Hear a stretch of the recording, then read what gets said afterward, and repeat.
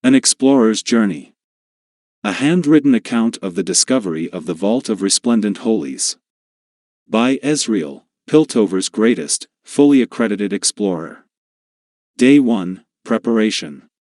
Expedition Checklist. Shuriman Power Gauntlet. Reinforced leather jacket, bespoke, of course, supplied by Zayle's Expeditionary Outfitters and Haberdashery, on Sapphilite Row. Waxed canvas boots, also from Zayle. Spelunking gear. One rope, do I need to worry about length? Hand pickaxe? What's that tool even called? Chemjack costume, single use only. One jar of light feather brand Dapper Explorer pomade, maybe double this? I told Zayle to charge it all to my uncle. He's good for it. Now I'm ready to explore. Day 3, Planning.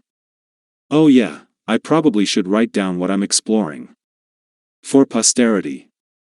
My uncle theorizes that Zon was once a Shuriman port city called Ashra Va Zon, and that over the centuries the name got shortened. He doesn't have much proof and no one believes him. So, I'll be a good nephew, find proof, and then take all the credit. My sources say industrial excavations opened up a crack somewhere deep in the sump. The plan is simple. Tomorrow I will locate, and descend into, the crack. Find proof, see above. Preferably an accursed urn or lost grimoire. Something earth-shatteringly cool. Spelunk my way back to the surface. Gloat to my uncle over dinner. Profit? I'm keeping this journal to document the process. The record of these events will probably end up in a museum, next to a marble statue of me. Note to self, get sculptor recommendations. Day 4, bright and early. This is one massive crack. I forgot to bring a lantern, so it's a good thing my gauntlet glows pretty bright. When I peered down into the crack, I almost literally gasped. There's a whole maze of dusty staircases and old passageways down there. It's a veritable labyrinth. Going to descend. We'll update from the other side. Uncle Limer is probably going to be really jealous. Day 4, somewhere around lunchtime. Morale is low. Pomade supplies are low. I really should have packed a snack. I'm only about a quarter of the way down, and I've run out of rope. This narrow ledge provides me a chance to rest, and reflect upon this most dire situation. I must decide, face starvation and continue downward, or abandon the whole thing and return empty-handed. Day 4, well past noon. Is pomade edible? Day 4, tea time-ish. Excellent news. I found something. A few ledges down from where I was resting was a door. Old, sandstone, very dusty. I brushed away centuries of grime to reveal some glyphs. Owls and stuff. I deciphered what I could, but my ancient Shuriman is a little rusty. Best guess, it was something about a curse. A really bad curse that multiplies? Maybe 1,000 curses? This is fantastic. Like I always say, if it's not cursed, it's not worth it. Since I couldn't locate any kind of ancient doorknob, I resorted to the ultimate lockpick, my gauntlet. Sorry about your door, history, but what lies on the other side intrigues me more than a bunch of old glyphs. This new antechamber is really intriguing. It's impeccably clean, for starters, and... Sorry, I thought I heard something. Cracks? Footsteps? With the benefit of hindsight, my gauntlet blast may have been too much for the support columns. Gotta go. No one remembers explorers who get smushed. Day 4, almost dinner time. Well, that was fun. I thought the tomb was going to collapse, because tombs always collapse, especially when I'm inside. But, what really happened?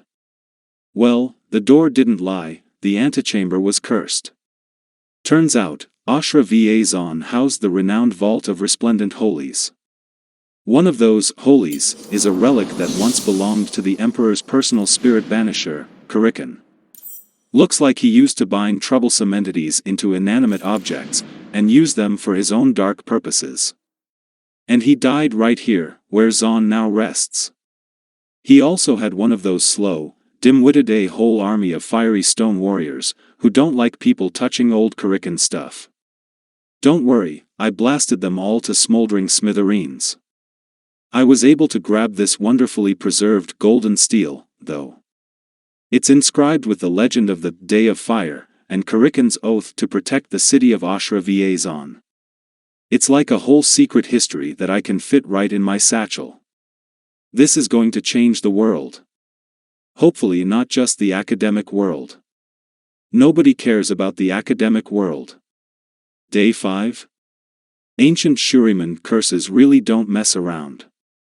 Not only was there that one army of fiery stone warriors, oh wait, were they golems, but all of a sudden water began rushing in through the cracks in the floor. I must be somewhere under the river Pilt. Swam through so many tunnels, lots of locked doors. Had to resist the urge to explore them all. Think I'm close to the surface, which is good, because I saw some nasty-looking merkeels a few tunnels back. Disgusting creatures. Might be a while before I can check in again, but as long as I keep this steel wrapped up in cloth and protected, this whole trip will be completely worth all the life-threatening shenanigans and tragically soaked socks. On a sadder note, I've used up the last of my Dapper Explorer pomade. Day 6, back to civilization. Sitting in Zayles. It really is one of the best outfitters in Piltover. In fact, I'm here to take advantage of their excellent return policy. My jacket is torn to shreds. The boots weren't waterproof at all. I could say it's all defective, but Zayli has already graciously offered to tailor me some replacements. The Explorers Guild is never going to take me seriously if I present this journal, and the steel, dressed like I've just lost a game of Crockenhand to a bunch of Mudtown buckringers. I have to look good. New jacket. Pants. Boots. Socks. Pomade. Feels good to look this good. Trust me on that. Day 9, Damage Control. Let this official record show that I had nothing to do with the swarm of fiery critters that plagued the mercantile district of Piltover. I am blameless. So, I hear you ask, who is to blame? The clerk at Zayles. Never let the bumbling clerk at Zayles handle a potentially enchanted golden steel you laboriously retrieved from a lost vault in the depths of Zon. Why? Because he will undoubtedly unwrap it, and set it on a windowsill in direct sunlight, which, of course, will conjure disembodied voices chanting in a hitherto unknown, arcane language. Then, your precious steel will begin to glow, before exploding into living shards of searing heat. Yes. Turns out, when placed in the sunlight of an equinox, the steel unleashes old Karikan's infernus gremlins. Okay, so I didn't know today was the equinox. That's on me. I should invest in an almanac. Note to self, invest in almanac. Not from Zayles. The earth is shaking. I probably should stop writing right now, because more of these little horrors are pouring out of the sewer grates. I shot a few of them with my gauntlet. They didn't like that one bit, and winked out of existence pretty quickly. Result. So, yeah. All the proof I have of the entire caper is this journal, and my own good word. Day 12, Seeking Legal Advice. The preliminary hearing is set for next week. Need to read up on Piltover's libel and slander laws. I'll be representing myself, obviously.